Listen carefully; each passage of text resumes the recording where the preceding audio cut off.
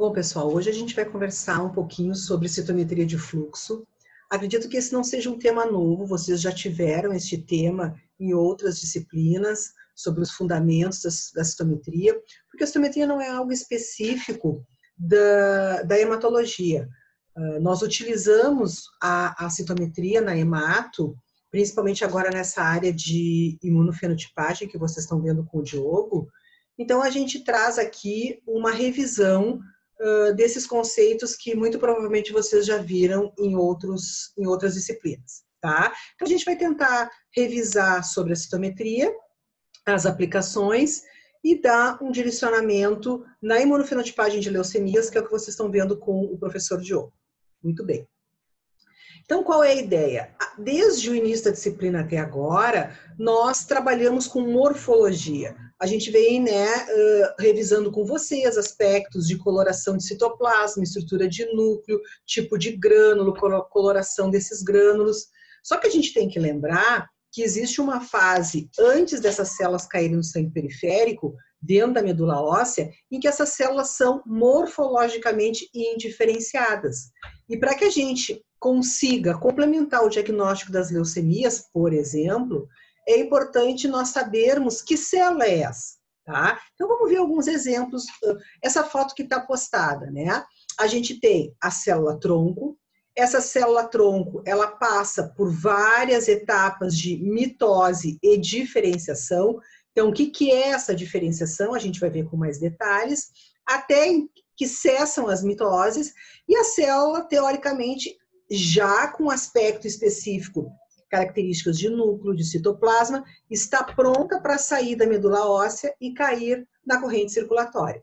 Então, o que a gente tem trabalhado é o hemograma com a morfologia final da célula. Eu consigo diferenciar o que é um eosinófilo, de quem é um monócito, quem é um neutrófilo segmentado, com muita tranquilidade.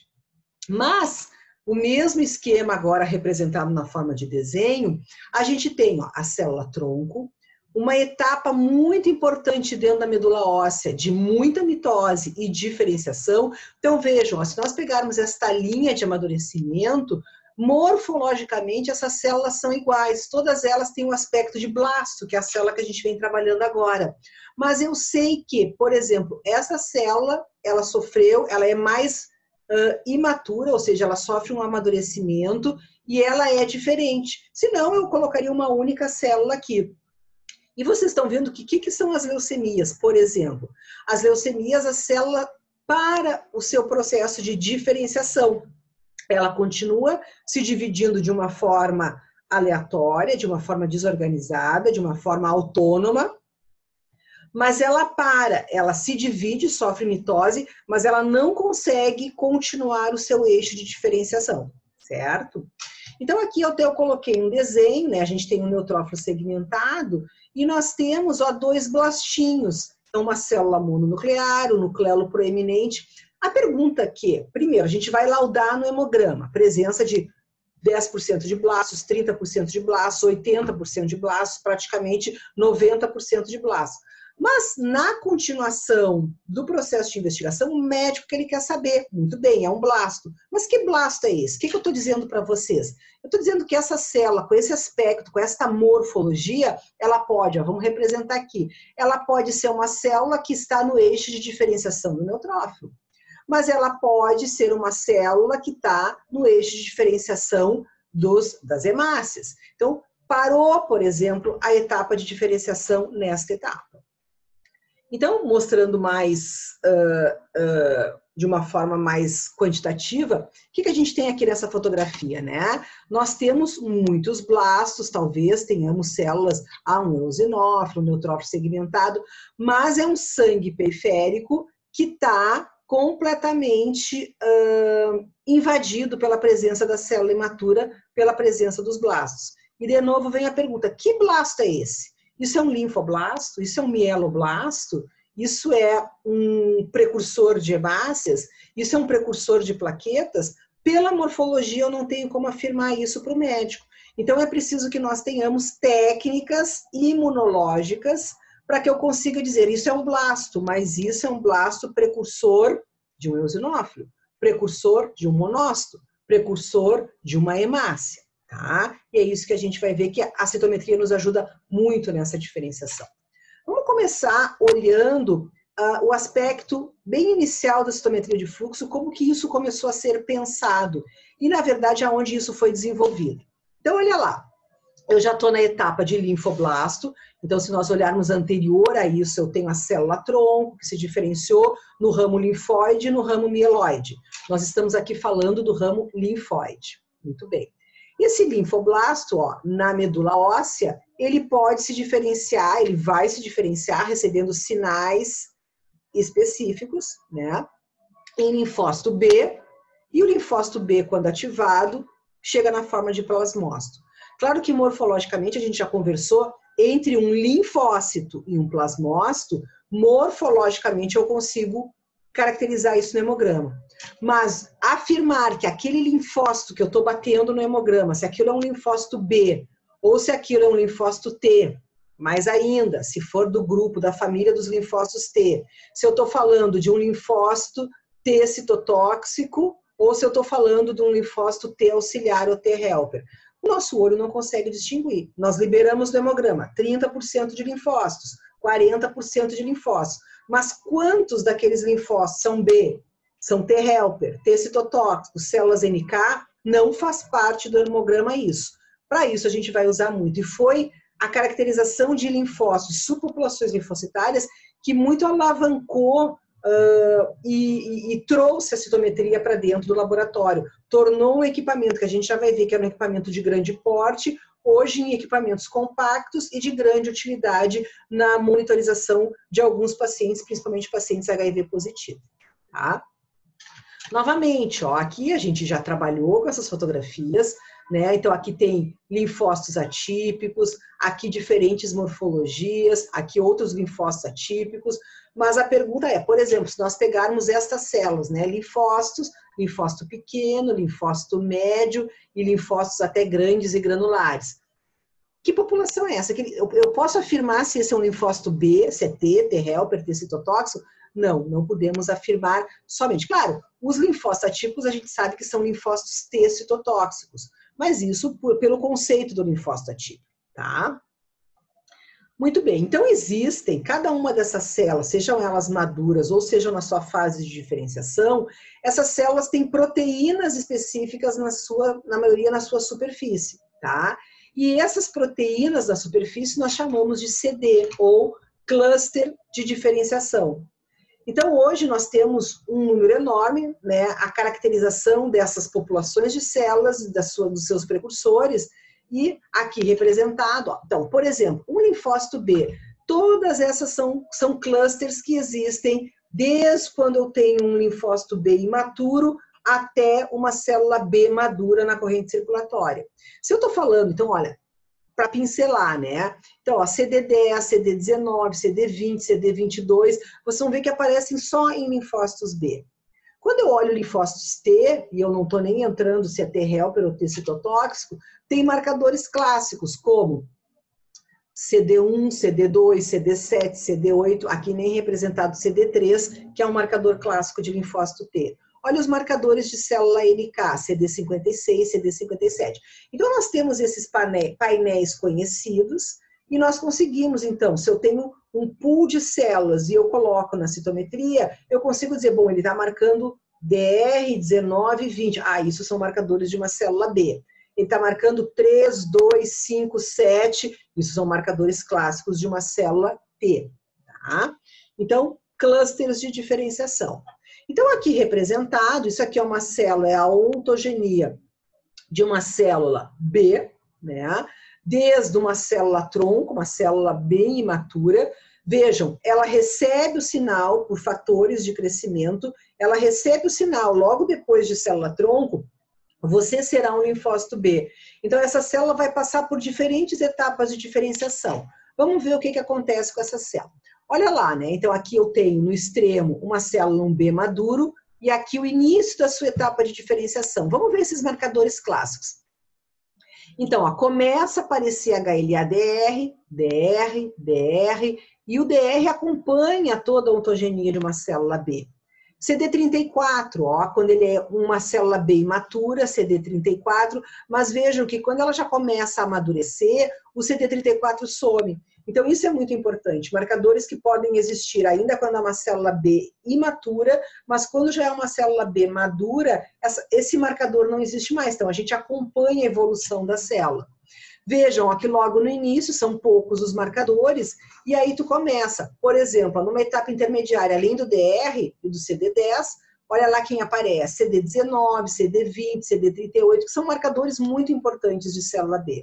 E quando a célula B está pronta, madura, que ela sai da medula para cair no sangue periférico, ela tem marcadores específicos. Vejam, aqui ela não tem mais o CD34, mas ela continua tendo o 19, o 20, o 22. Então, a gente conhece esses marcadores. Já adiantando para vocês, ó, o CD34, ele não é um marcador linhagem específico. A gente vai ver que o CD34 aparece também em outras populações de célula. Ele é um marcador de imaturidade. Para vocês terem uma ideia, a célula-tronco, aquela célula pluripotente, capaz de diferenciar em qualquer uma delas, a célula-tronco é CD34 positivo. Então, o CD34 é um grande marcador de imaturidade, porque vocês vão ver que as células começam com o marcador CD34, o 34 some e começam a surgir os outros marcadores que são específicos da sua linhagem. Se nós fizermos o mesmo tipo de relação com o linfócito T, novamente, ó, então aqui a gente teria célula-tronco e essa célula recebe o sinal. Você será um linfócito T helper, você será um linfócito T citotóxico. Quando eu digo que recebe o sinal, claro, existe algo na periferia que está fazendo a indução da produção em maior quantidade dessas células, tá?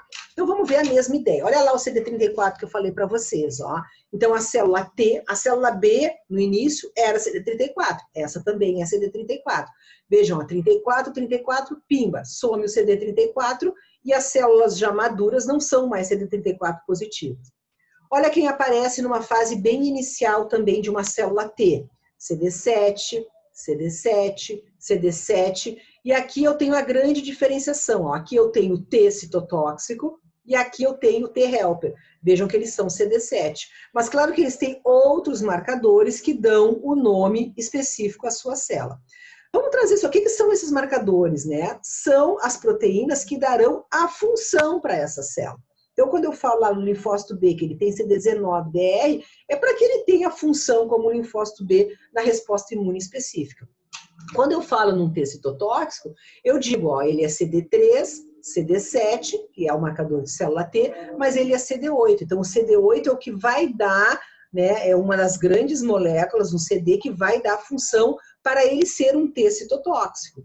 Olha quando eu olho o T helper, ele é 3, 4, 3, 7, o outro também era 3 e 7, mas ele é CD4. Então, o CD4 é um marcador de linfócito T helper, tá? Então, é assim que a gente vai trabalhando e com a ideia de montar, de fazer uma citometria de fluxo.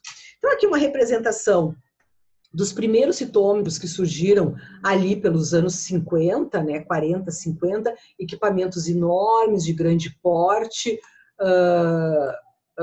ocupavam muitas vezes quase uma sala inteira, e hoje, né, versões modernas, inclusive citômetros ó, de 13 cores, e eles estão cada vez mais compactos e cada vez acoplam mais diferentes lasers com a capacidade multiparamétrica, que é uma grande vantagem da citometria de fluxo. Tá? Então vamos ver aqui em detalhes. Então, o que é a citometria de fluxo? Então é um método de análise citológica através de equipamento equipado com um raio laser, né, com uma fonte de raio laser, que a gente já viu, podem ter 13 cores, pode ser associação de 2, 3 lasers diferentes, que permite ó, identificar, caracterizar, contar e a separação física de células em suspensão. Vamos ver o que isso significa, então. Então, a partir da coleta de amostras, a gente já vai ver que materiais a gente pode passar na citometria, pode ser medula óssea, sangue periférico, enfim. Então, o que a gente tem quando a gente... Isso aqui é um aspirado de medula óssea.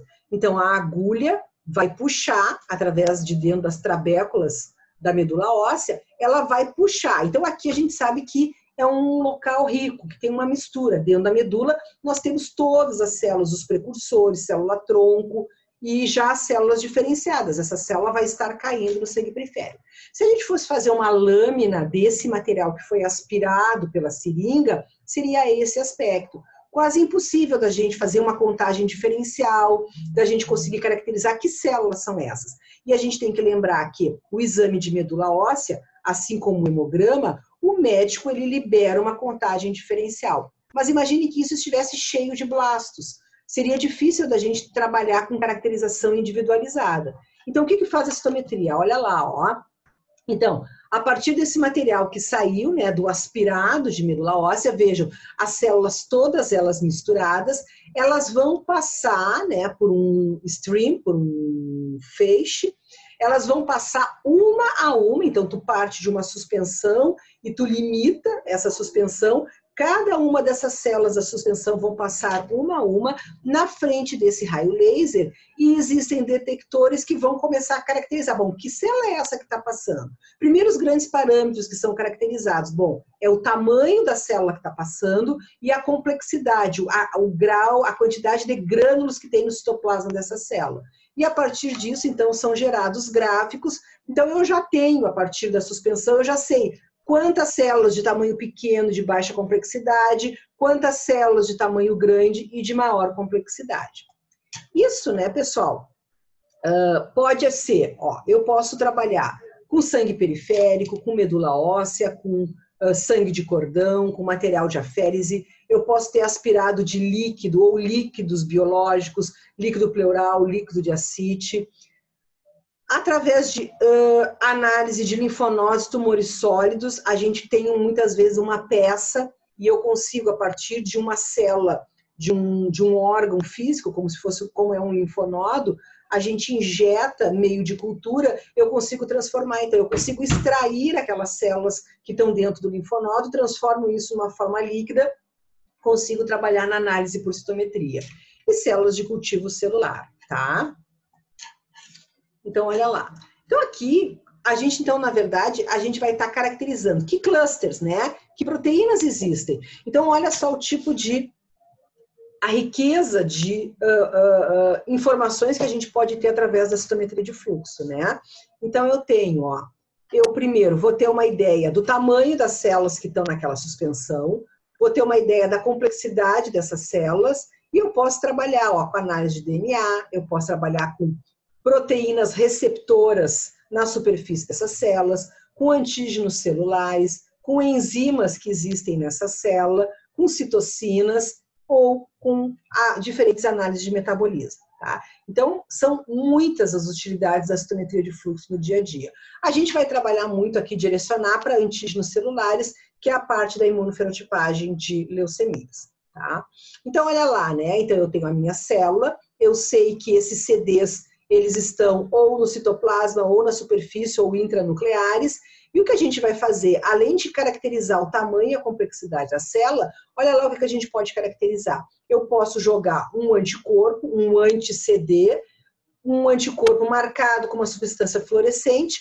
Então, além do tamanho e da complexidade, eu posso dizer, esta célula é de pequeno tamanho, de baixa complexidade, e tem o CD-A, CD-B e CD-C. E aí eu consigo, num painel, saber, bom, uma célula pequena, com baixa complexidade, e que tem esse conjunto de clusters, é um linfócito B, ou é um precursor de uma célula B.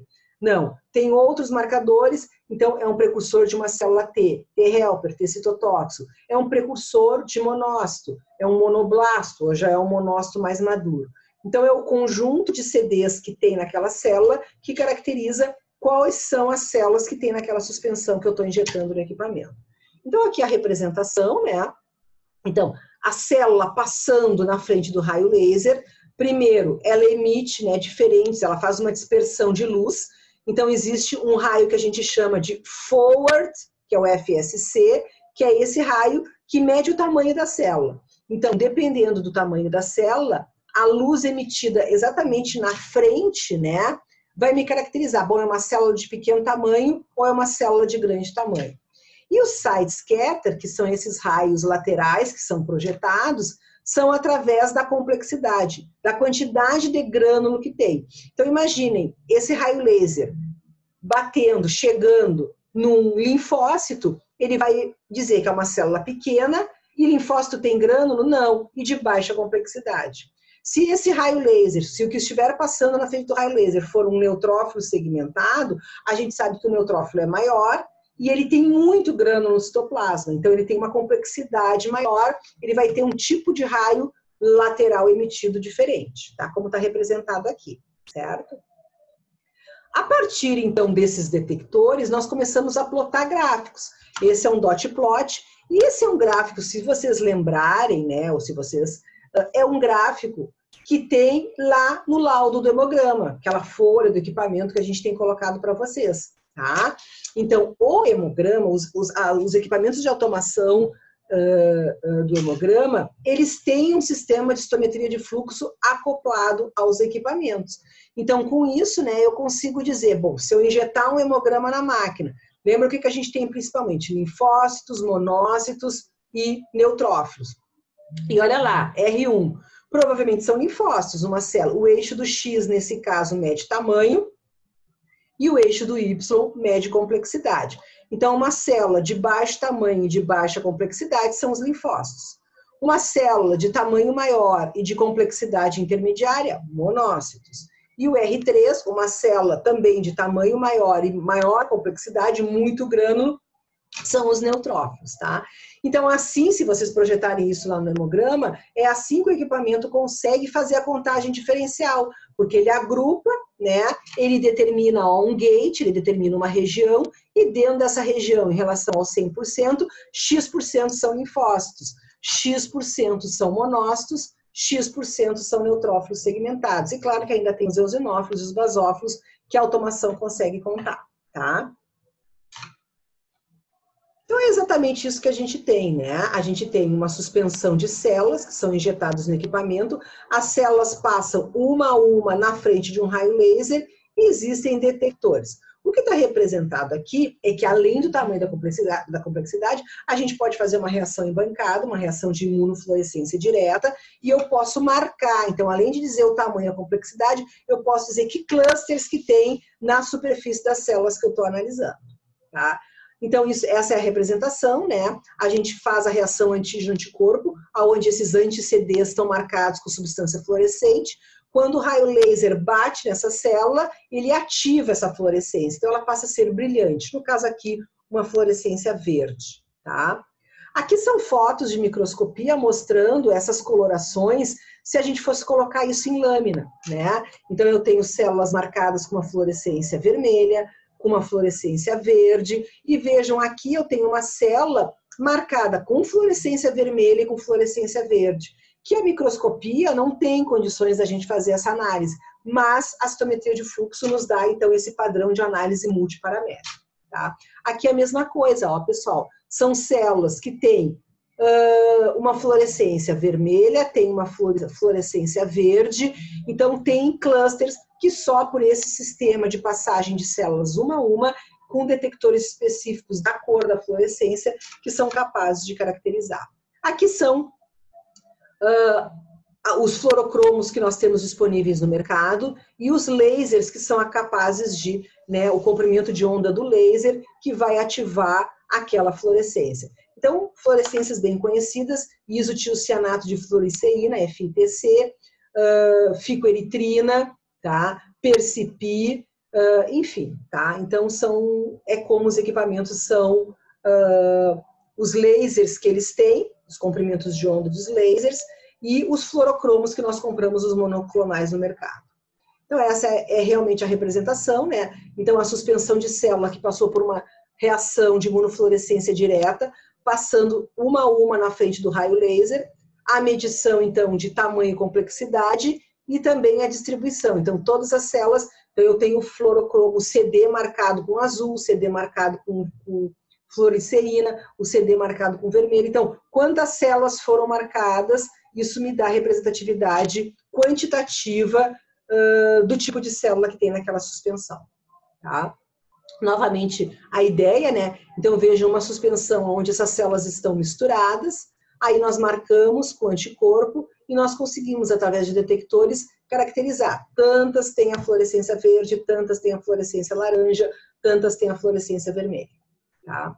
Aqui são as representações que vocês veem nos artigos, nos livros. Eu posso ter uma representação onde eu mostro cada uma das fluorescências de forma individualizada, que é na forma de histograma. Eu posso olhar duas fluorescências ao mesmo tempo, que é o dot plot, ou existe também a representação de 3 parâmetros, que é uma versão bem moderna. Eu consigo olhar 3 fluorescências simultaneamente. Tá? Então, aqui só realmente para a gente reforçar, o que a gente tem visto? Bom, isso é um monócito, isso é uma hemácia, isso é uma plaqueta. Além da informação monócito, eu sei que o monócito é um marcador clássico de monócito na sua superfície CD14. Eu sei que as hemácias na sua superfície têm glicoforina A. Então, se eu tiver um marcador anti-CD14 com uma fluorescência, eu consigo fazer essas análises. Eu sei que a plaqueta tem CD61, eu sei que o neutrófilo segmentado tem CD16. E vejam, esses marcadores, eles não se repetem. 14 é monócito, glicoforina é marcador de hemácia, CD16 é marcador de neutrófilos. Assim a gente vai fazendo as diferenciações, tá? Então vamos olhar um pouquinho as aplicações que a gente tem justamente da citometria de fluxo. Como eu falei para vocês, não é só para hemato, né? Mas para nós, na hemato, a citometria entrou realmente como uma ferramenta muito importante. Então, olha só, imunofenotipagem linfocitária. Então, a caracterização de subpopulações linfocitárias. Comentei com vocês. No hemograma, eu não consigo dizer quem é B, quem é T helper, quem é T citotóxico, quem é célula NK.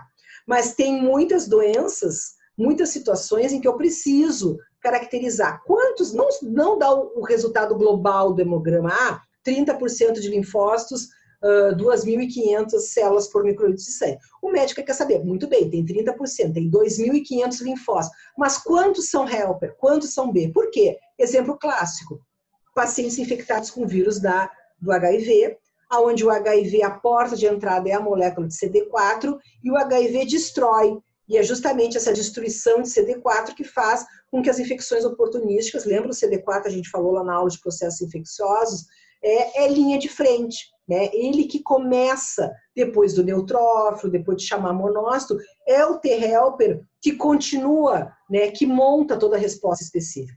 Um paciente que não tem CD4, ele está completamente exposto, porque ele não consegue montar, ele não consegue finalizar. E aí vem as infecções oportunísticas. Então, eu não posso dar para o médico só o dado bruto, mas eu tenho que dizer, ele tem tanto de CD4, o número de CD4 dele está normal. Não, ele está com um número baixo de CD4.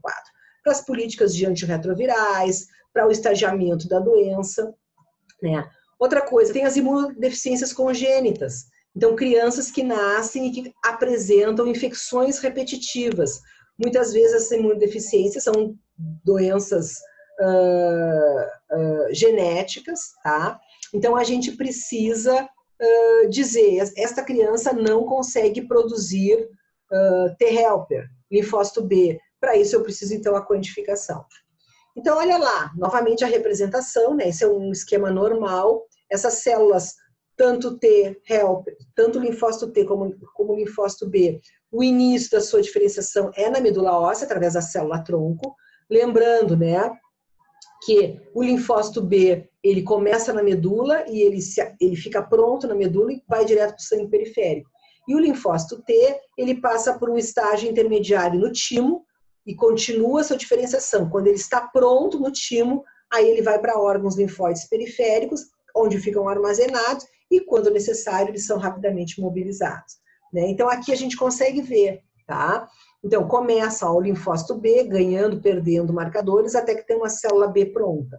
O linfócito T começa na medula, passa pelo timo. Olha que interessante, né? Ele vai ser, no futuro, ou helper, que é CD4, ou CD8, que é T citotóxico. Mas vejam que numa etapa intermediária, antes disso, ele tem as dois clusters na mesma célula. Ele é CD4 e CD8 simultaneamente. Até que, por sinalizações, ele vai se definir. Bom, eu serei helper, então eu serei CD4.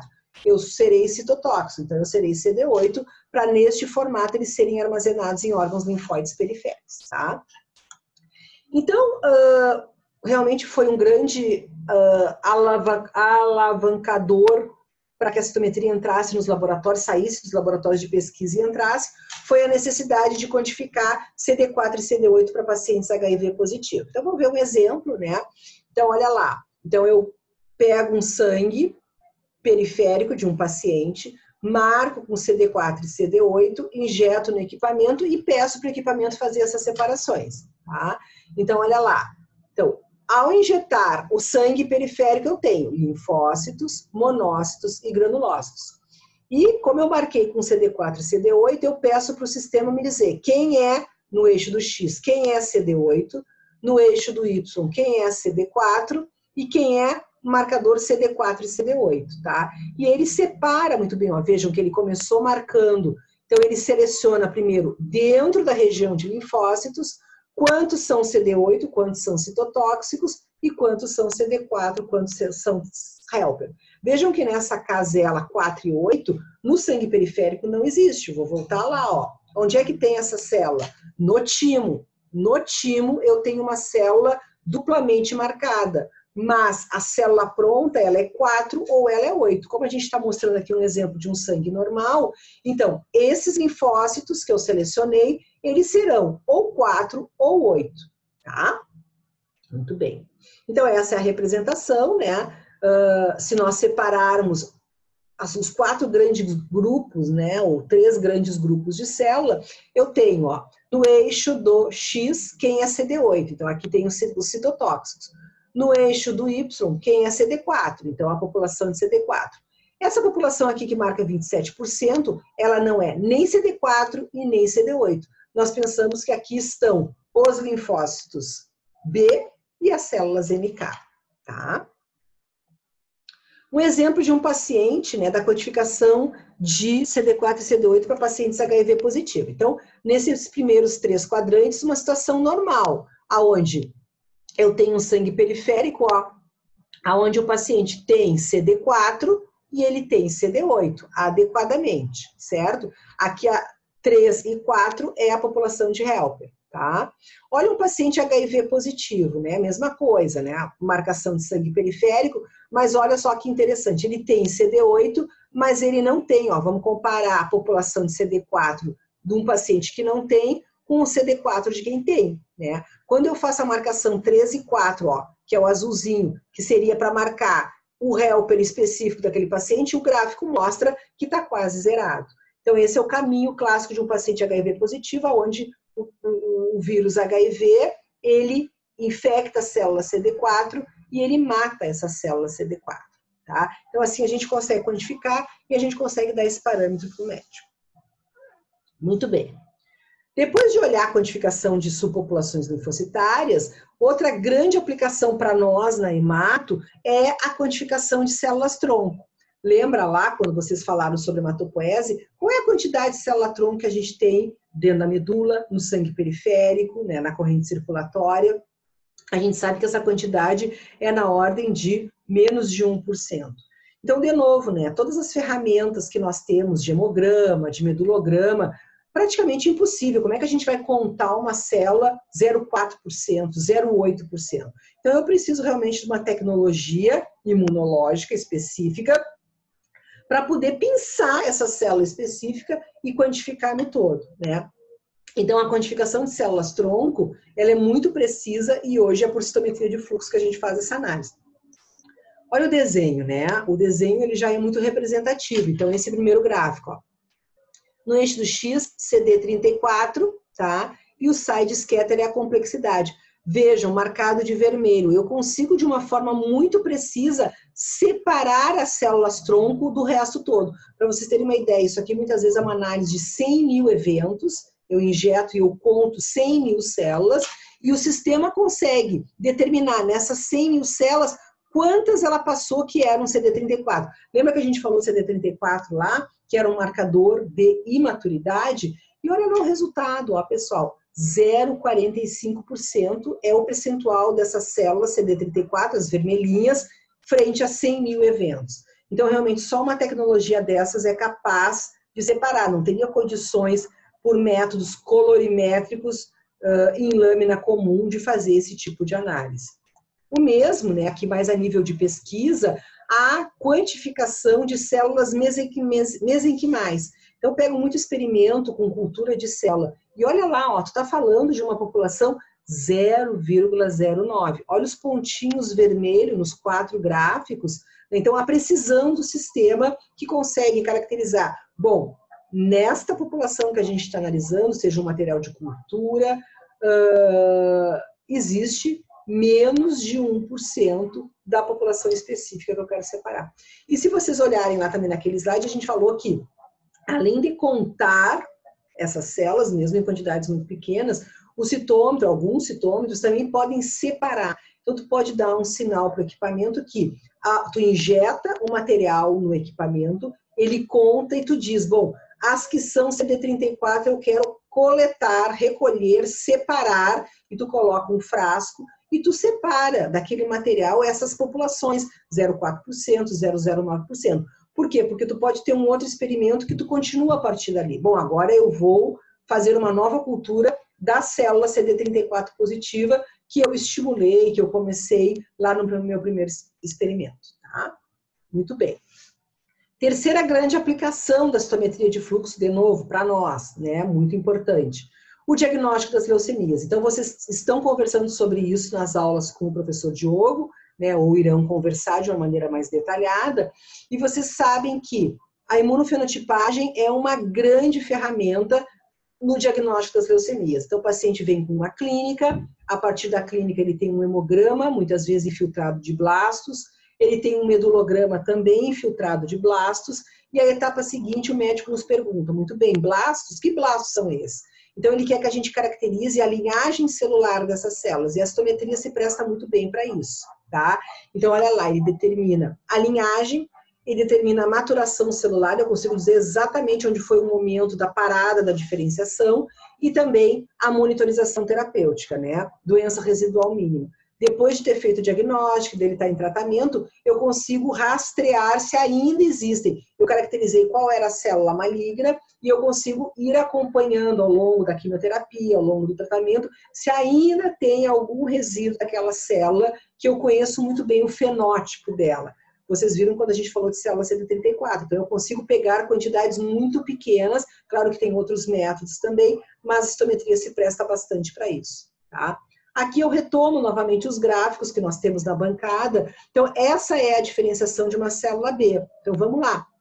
Então, olha lá o CD34, ó. Aqui. Então, aqui, ó. Aqui nesse ponto da esquerda, vocês pensam que depois da célula tronco é uma célula que já está comprometida com linhagem B, bem imatura. E ela vai sofrendo diferenciação até ela estar pronta para cair no sangue periférico. Então, vejam no início, ó, de uma célula B, ela é CD34, ela é CD10, e começa a presença do CD19, grandes marcadores de uma célula B, né? Vejam que ao longo da sua caminhada, ela perde o CD34, né? O CD19 ganha muita expressão, a célula B madura tem CD19, o CD10, ó, ele fica numa fase intermediária, ele some. Vejam, se vocês pegarem um linfócito B maduro e for fazer uma marcação de um sangue periférico, o que eu espero encontrar, então? Ó? CD19, CD20, um pouco de CD38, aqui não está representado, mas HLA-DR, são marcadores clássicos de uma célula B. Olha só, mais confuso, né? Mas são marcadores da linhagem granulocítica. Olha lá, mieloblasto, pró, mielócito, meta, bastão. Até essas células, eles já têm caracterização morfológica. A gente consegue determinar no hemograma.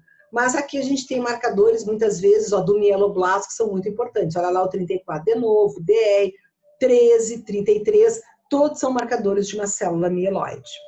Consigo fazer a mesma coisa com monócito. E aí o marcador clássico, ó, CD14, CD36. Então é jogar com esses marcadores. Bom, deu marcador tal, tal, tal, e não deu os outros. Então eu consigo, jogando nesses gráficos, caracterizar a linhagem e o ponto de parada dessa célula. Tá? Aqui só para vocês verem como a gente consegue fazer essas diferenciações. Essa é uma distribuição de uma medula óssea normal. O azulzinho, então, né, são as células CD34 positivas. E olha lá, então é nítido, né, que, ó, método comparativo, essa é uma distribuição normal, e olha aqui a população azul, ó, mostrando que tem células diferentes do padrão normal. Então, isso é o primeiro passo para a gente fazer essas investigações, tá? Aqui também uma outra representação de fenótipos alterados. Então, aqui em cima, ó, como é o comportamento dessa célula numa medula normal, cruzando 34 e 45. Então, vejam que ele faz esta onda, né? O 34 e 38. Olha um paciente que está com uma leucemia B, ou seja, ele está com a medula completamente infiltrada. Vejam aqui, o que eu esperaria se a medula do paciente estivesse normal? Este comportamento celular. Vejam que nós temos maciçamente uma monotonia celular, nós temos um padrão, além da monotonia, a monoclonalidade, ou seja, é uma medula totalmente infiltrada por blastos, diferente do padrão normal, certo? Para o estudo de plaquetas e hemácias também, né? Vocês viram lá na primeira área sobre hemostasia, muitas vezes a dificuldade. Então, também, as plaquetas têm marcadores clássicos, os eritrócitos têm marcadores clássicos. Então, também, em algumas trombocitopenias da hemoglobinúria paroxística noturna, é muito importante, né? A citometria nos ajuda muito nessas análises diferenciais, tá? Estudos cinéticos também, isso aqui já não entra tanto muito na nossa área, muito a nível de pesquisa, mas eu consigo ver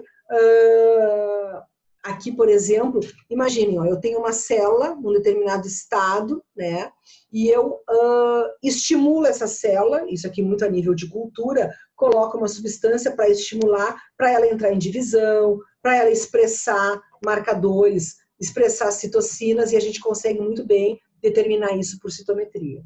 E por último, também uma outra grande aplicação, análise do ciclo celular. Então a gente sabe que essas células, né, elas podem estar no seu estado estático ou elas podem estar em plena mitose, em plena divisão celular, e a gente também consegue caracterizar se essas células estão entrando em um grande percentual de divisão celular. Tá? Bom, pessoal, a ideia era justamente essa, né? Era a gente passar um pouquinho desse conceito, retomar o conceito de citometria e trazer um pouquinho para o lado da hematologia, como que a gente utiliza isso. Lembrando que os equipamentos de automação, eles têm citômetros, eles usam a citometria dentro da análise diferencial no leucograma, no dia a dia do laboratório. Claro que aqui a gente tem um citômetro específico, mas tem que lembrar que eles estão no dia a dia do laboratório, tá bom? Um abraço.